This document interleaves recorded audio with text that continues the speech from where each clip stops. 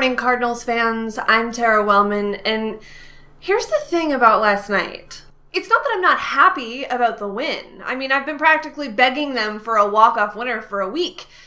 It's just, I'm not gonna lie, by the time this one ended, after all the missed opportunities early in the game, I was really just so tired and honestly kind of annoyed that I wasn't nearly as excited as I wanted to be.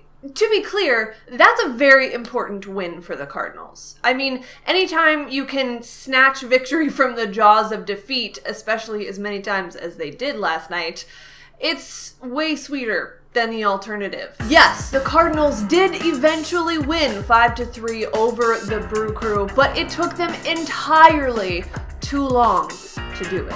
The Brewers opposed Carlos Martinez with a crafty lefty, which has become code over the last few seasons for a guy who doesn't really throw very hard, and on paper he should have no chance against a lineup full of right-handers, but he's totally gonna shut them down. And while he mostly did that, the Cardinals also tripped over themselves a lot along the way. In the third inning, Kolten Wong reached on an error and then was stranded at second base while the top of the order couldn't bring him home. In the fifth inning, Kolten Wong broke up the no-hitter. Do we really have to be mad about Kolten Wong breaking up the no-hitter in the fifth inning? Yes, with a beautiful little drag bunt for a base hit. I can't believe I just said that about a bunt, but it was a beauty. A Carlos Martinez single and a Dexter Fowler hit by pitch later, and the Birds were in business. Just kidding. Again in the sixth inning, the Cardinals loaded the bases with just one out, and then the Brewers returned the Greg Holland favor from the night before and walked in the game-tying run, which meant the bases were still loaded.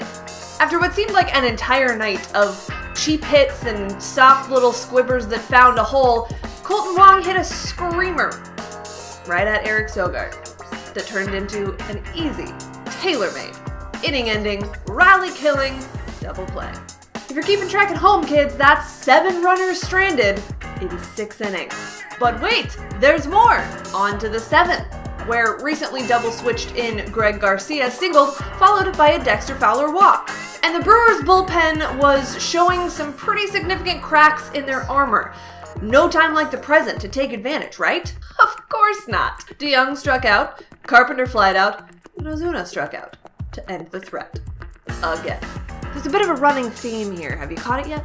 Now, the Cardinals' bullpen deserves a little bit of credit here. Yes, I know they gave up the go-ahead run twice after Carlos Martinez left the game, but had the offense taken advantage of any one of those earlier 4 opportunities to score before the 9th inning, the bullpen wouldn't have been in nearly the same impossible scenario. Plus, I've kind of been harping on the pitching side of things for a while, so I thought I'd give him a little love. Oh, and here's your, what is now becoming routine, Jordan Hicks is stupid good mention. The kid showed nerves of steel, or maybe he's just too young to know what division rivalry pressure feels like. Either way, he added another great chapter to the book that's being written on him in real time in the major leagues. Okay, back to the 9th inning.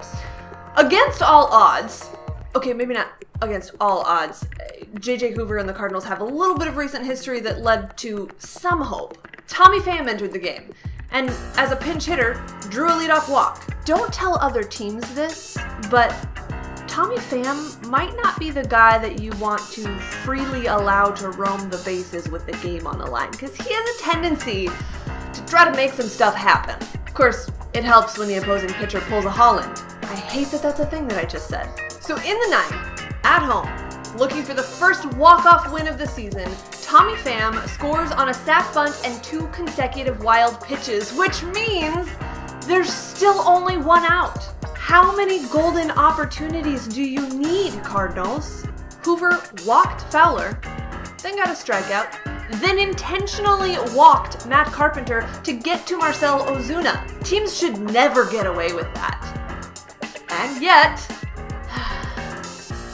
the 10th inning was pretty much more of the same. Give up the go-ahead run, create just enough offense to tie it up, but not enough to do anything with the runner you left standing at second.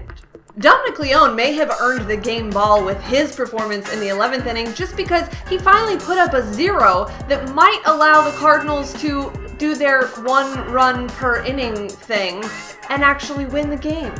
We all should have known some magic was about to happen when Paul DeJong finally got a hit, even if it was the softest ground ball infield single in the history of ground ball infield singles. There's a lot of talk about Matt Carpenter and his place in the batting order. But in this moment, Matt Carpenter at the plate with the game on the line is exactly why the Cardinals want him batting third. Matt Carpenter should be the guy to walk it off for St. Louis, even if it took him 73 tries. Danny Mac on Fox Sports Midwest called this the signature win of the short season for the St. Louis Cardinals. And sure, based on results, he's probably right. But here's the thing. I can't help but think if there are too many games like this, where the Cardinals miss chance after chance after chance after chance, those games might define the season, but not because they're signature wins.